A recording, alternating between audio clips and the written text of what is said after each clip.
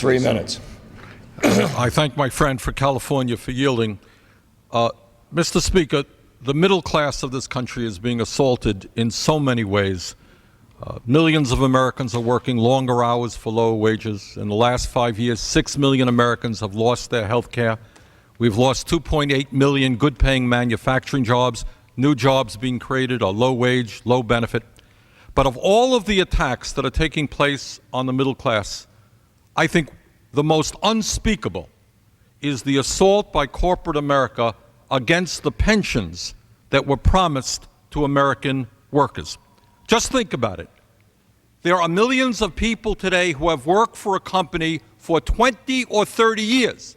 And one of the reasons they work for that company is that they were promised that when they retire, they're going to have a certain pension. And then suddenly, out of nowhere, a company says, well, thank you for working for us for 30 years. Thank you for not going to another company when you had a better opportunity. But guess what? We've changed our mind. And we're going to cut your pension by 20%, 30%, 50%. And it's too bad that you're 60 years of age and you have no place else to go. That's the reality. That is unspeakable. It is unacceptable. And when those workers have no place else to turn, it is the job of the United States Congress to stand up to them. Mr. Speaker, I rise today in strong support of the Miller motion to instruct, and I commend the gentleman from California for his leadership on this issue. Mr. Speaker, pension anxiety is sweeping this country. Millions of Americans are worried that the pensions they have today will not be there for them when they retire, and with good reason. Over the past 2 decades, large corporations have been breaking the retirement promises they made to their employees, and that is wrong. Some companies are declaring bankruptcy for the sole purpose of breaking those retirement commitments. Other companies are freezing pension plans in order to slash the retirement benefits of older workers. Congress must tell corporate America in no uncertain terms that when they make a promise to workers about their pensions, they must keep that promise. And that is what Mr. Miller's motion is all about.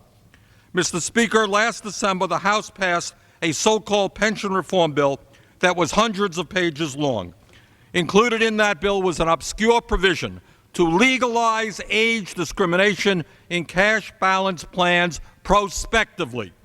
No floor amendments were allowed to strike this provision or offer any alternatives to it. Members were forced to vote up or down on the entire bill. But the Senate did the right thing. In its bill, they provided important protections for older workers who would be negatively impacted by cash balance schemes. The Senate language is supported by the AARP, the AFL-CIO, the National Committee to Preserve Social Security and Medicare, the National Legislative Retirees Network, and the Pension Rights Center. Today, unlike last December, can I have one more? Time's expired. The gentleman's recognized for an additional 1 minute. Today, unlike last December, we have an opportunity to do the right thing for American workers. We can and should instruct the conference committee to adopt the Senate language on cash balance plans. Mr. Speaker, there are some who support cash balance schemes. They argue that these plans benefit employees. Well, interestingly, a couple of years ago, I asked the Congressional Research Service a simple question. What would happen if members of Congress had their pensions converted to cash balance? If it's a good idea for millions of American workers, it must be a good idea for us, right? We want to lead. Well, guess what? Very few members of Congress thought it was a good idea for this institution.